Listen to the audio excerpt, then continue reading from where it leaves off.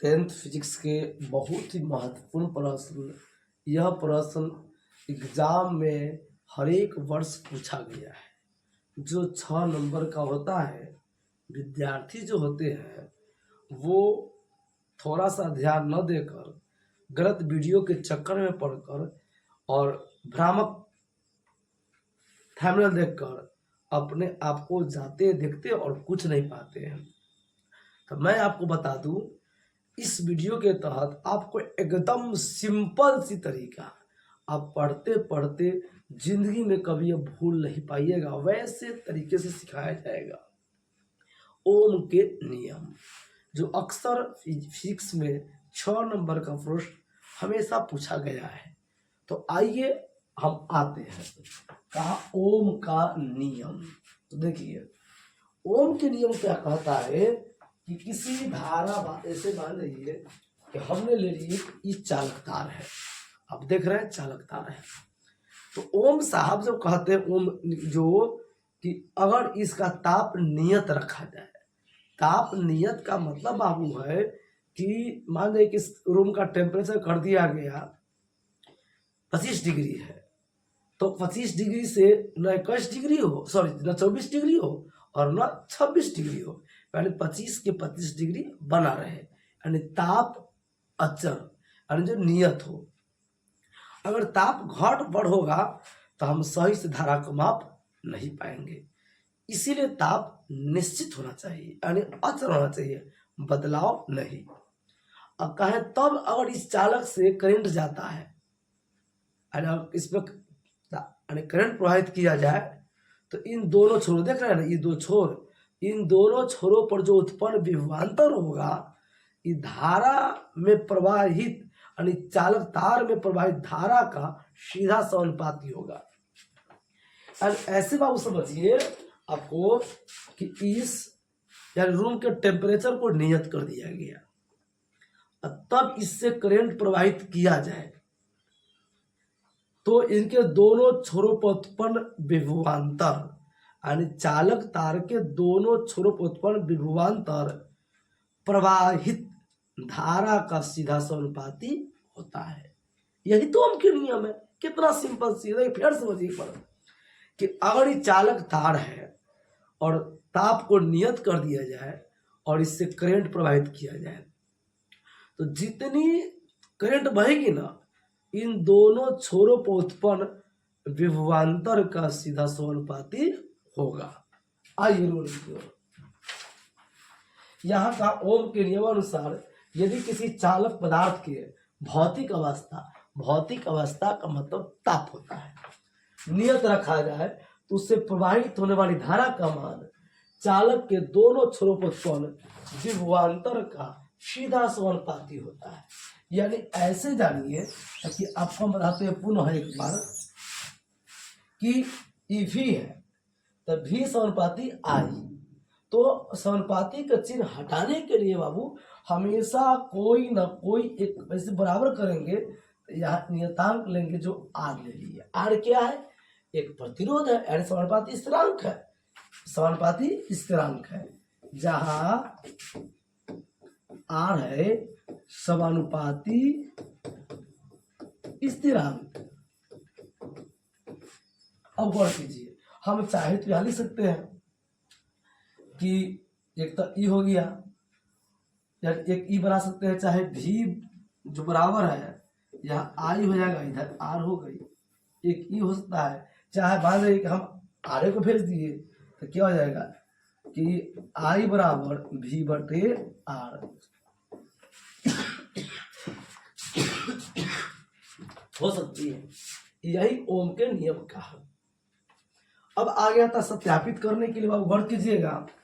तो पहले एक बात नहीं है नोट्स, ओम के नियम में ताप का मान अचर रहता है, यानी किसका मान अचर रहता है? तो ताप का मान अचर रहता है। ओम के नियम विद्युत धारा और विभवांतर के बीच संबंध बतलाता है। जो ओम का नियम है वह विद्युत धारा और विभवांतर के बीच संबंध को दिखलाता है। अब रहा सत्यापन, हम कैसे करेंगे? तो देखिए, ओम के नियम को सत्यापित करने के लिए हम सबसे पहले चित्र के अनुसार पिक्चर को सजा लेते हैं। अब देखिए बैटरी ले लिए या स्विच ले लिए, इसको दाब कुंजी भी कहते हैं। यह परिवर्तनशील प्रतिरोध है, यानी इससे प्रतिरोध को घटाया बढ़ाया जा सकता है। यह एमीटर है जो धारा मापने का कार्य करता है। यह प्रतिरोध है और यह वोल्ट मीटर है। तो यह विभवांतर मापने का कार्य करता है और इसको हमेशा जोड़ा जाता है समानांतर क्रम में। आइए हम इसी बात को प्रेम से लिख लेंगे कि ओम के नियम को सत्यापित करके, एक भी चीज बाहरी तो बोलिएगा बाबू, तो ओम के नियम को सत्यापित करने के लिए सबसे पहले चालकता, मतलब ये जो तार देख रहे हैं अभी चालक तार है। प्रतिरोध ई हुआ, कहीं से लिख सकता है पीछे, और प्रतिरोध परिवर्तनशील प्रतिरोध, दो तरह का प्रतिरोध, प्रतिरोध है परिवर्तनशील प्रतिरोध है। बैटरी, दाब कुंजी, एमीटर और वोल्ट मीटर को, यानी कि एमीटर को श्रेणी क्रम में तथा वोल्ट मीटर को समानांतर क्रम में चित्र के अनुसार सजा लेते हैं। अब चलिए सजा लिए। अब क्या करते हैं, दाब कुंजी के दबाकर, मतलब स्विच को दबाकर बैटरी से धारा प्रवाहित करते हैं। जैसे दबाएंगे स्विच तब ना धारा प्रवाहित होगा। तो एमीटर से हम धारा को माप लेते हैं, क्योंकि एमीटर उसी लेता ही थे धारा मापने के लिए। तो हम एमीटर की सहायता से धारा माप लिए और वोल्ट मीटर की सहायता से विभवांतर को माप लिए। हम लिख लिए किसी नोट पर।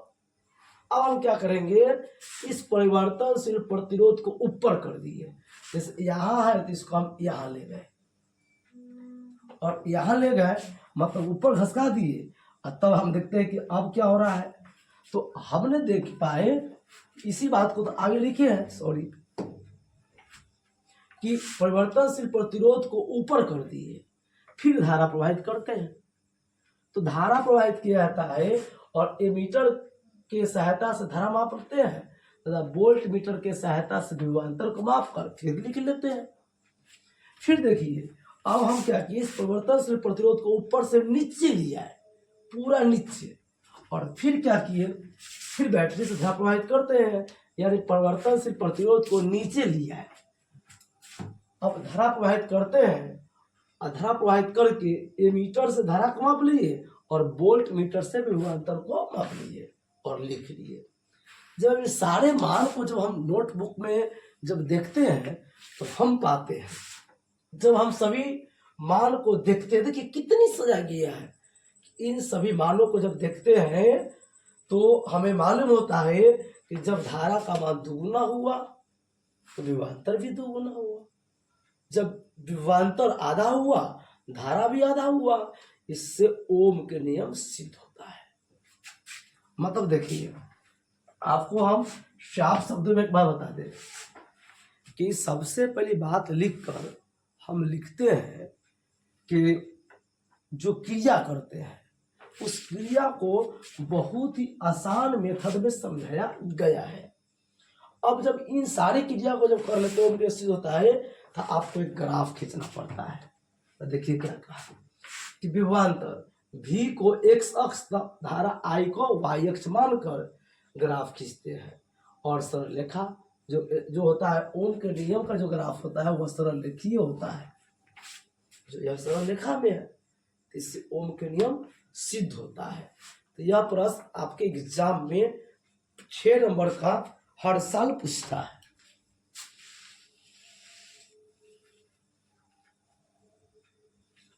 देखिए मैं इसको एक बार और अपने सरल भाषा में बता देता हूँ।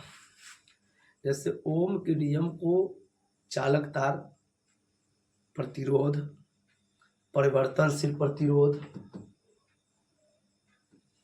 बैटरी, स्विच, एमीटर और वोल्ट मीटर को सजा लेते हैं। अब बैटरी से धारा प्रवाहित करके एमीटर से धारा को मापते हैं, वोल्ट मीटर से विभवांतर को मापकर लिख लेते हैं। फिर परिवर्तनशील प्रतिरोध को ऊपर खिसकाकर धारा प्रवाहित करते हैं और एमीटर से धारा को मापकर वोल्ट मीटर से विभवांतर को मापकर लिख लेते हैं। फिर परिवर्तनशील प्रतिरोध को नीचे करके धारा प्रवाहित करते हैं और फिर एमीटर की सहायता से धारा को माफ कर और वोल्ट मीटर की सहायता से विभवांतर को माफ कर लिख लेते हैं। और जब इन सारे मान को हम जब देखते हैं तो हमें मालूम होता है जब विभवांतर दुगुना हुआ तो धारा का मान भी दुगुना हुआ, जब विभवांतर आधा हुआ तो धारा का मान भी आधा हुआ। इससे मालूम होता है कि विभवांतर जो है धारा का सीधा समानुपाती होता है। इससे ओम के नियम सिद्ध हो जाते हैं।